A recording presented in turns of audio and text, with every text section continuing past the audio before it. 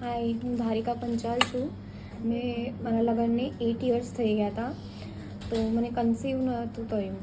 તો 2022માં મેં બધી દવા કરી, બધું જ કર્યું. ડૉક્ટરે ગીવઅપ કરવાનું કીધું હતું. મેં લેપ્રોસ્કોપીનું ઓપરેશન બી કર્યું કે તમારી નળી બ્લોકેજ છે, આ છે તે છે.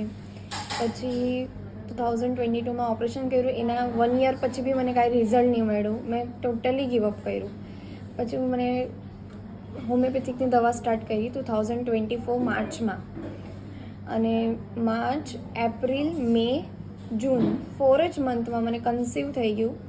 1 જુલાઈ મારી લાસ્ટ પીરિયડ્સની ડેટ હતી અને મને 4 મંથમાં જ કન્સીવ થઈ ગયું. Thank you homeopathic, thank you mission to cure, મારું ડ્રીમ કમ્સ ટ્રુ કરવા માટે. થેન્ક યુ સો મચ દિલથી. અને હું હરેકને સજેસ્ટ કરીશ કે મિશન ટુ ક્યોરને એક મોકો આપે આ બધી દવાઓ કરવા કરતાં. 4 જ મંથમાં રિઝલ્ટ. આઈ એમ સો હેપી.